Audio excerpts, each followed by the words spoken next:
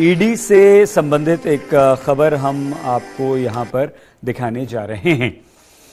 PMLA के तहत ED को जांच, गिरफ्तारी और संपत्ति जब्त करने का अधिकार सुप्रीम कोर्ट ने दिया है। सुप्रीम कोर्ट का ये बड़ा निर्णय आया है। मतलब क्या हुआ? सुप्रीम कोर्ट ने prevention of money laundering act PMLA के तहत गिरफ्तारी के ईडी के अधिकार को बरकरार रखा। अदालत ने कहा ईडी की गिरफ्तारी की प्रक्रिया मनमानी बिल्कुल नहीं है। सुप्रीम कोर्ट ने prevention of money laundering act के कई प्रावधानों की संवैधानिकता को चुनौती देने वाली याचिकाओं पर सुनवाई करते हुए निर्णय सुना दिया। हालांकि कोर्ट ने कानून में फिनेंस बिल के द्वारा किए गए बदलाव के मामलों को 7 जजों की बेंच को भेज दिया। सुप्रीम कोर्ट ने अपने निर्णय में ईडी के जांच करने, गिरफ्तारी करने, संपत्ति को अटैच करने के अधिकार को सुरक्षित रखा। इसके साथ ही अदालत ने कहा कि जांच के दौरान ईडी, एसएफआईओ, डीआरआई अधिकारी, पुलिस अफसर नहीं है। इसमें ध्यान रखिए कि सामने दर्ज बयान भी वैध सबूत हैं। इसके साथ ही बेंच ने कहा आरोपी को ईसीआईआर यानी कि शिकायत की कॉपी देना भी जरूरी नहीं है। ये काफी है कि आरोपी को बता दिया जाए कि उसे किन आरोप के तहत गिरफ्तार किया जा रहा है। अदालत ने बेल की कंडीशन को बरकरार रख दिया। याचिका में बेल की मौजूदा शर्तों पर भी सवाल उठाया गया था।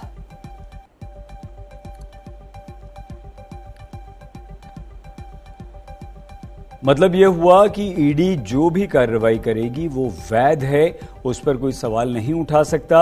ईडी के अधिकारियों के सामने आपका जो बयान दर्ज होगा उसे अदालत मान्यता देगी, वो मान्य होगा। और ये जो याचिकाएं लगाई जा रही थी कि ईडी जो है वो गिरफ्तार नहीं कर सकती, संपत्ति अटैच नहीं कर सकती, आपके बयान दर्ज नहीं कर सकती, ईडी सब कुछ कर सकती है। अगली खबर, कर्नाटक के दक्षिण कन्नड़ में बीजेपी युवा मोर्चा के नेता की सरेआम हत्या के बाद जबरदस्त हंगामा हो रहा है। बीजेपी ने इस मामले के बाद बंद बुलाया और इसके पीछे राजनीतिक साजिश बताकर बीजेपी ये कह रही है कि इस हत्या के पीछे पीएफआई का हाथ हो सकता है।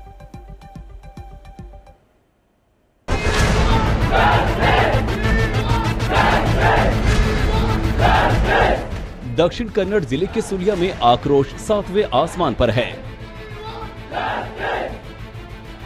बीजेपी का पूरा तंत्र सड़कों पर है और अपनी ही सरकार से इंसाफ की मांग हो रही है। दरअसल इस इलाके में एक ऐसी वारदात हुई है जिसने यहां के माहौल को तनाव से भर दिया है। कल यानी 26 जुलाई को बीजेपी युवा मोर्चा के कार्यकर्ता प्रवीण नेटारू की बेरहमी से हत्या कर दी गई। इसी वारदात का ये अंजाम है कि आज यहां विरोध और बंद के नजारे दिख रहे हैं। अब आपको वारदात की पूरी डिटेल बताते हैं। मंगलवार की शाम प्रवीण नेटारू अपने पोल्ट्री फार्म से घर लौट रहे थे, तभी हमलावर बाइक से आए और चाकू तलवार से हमला कर प्रवीण की बेरहमी से हत्या कर दी।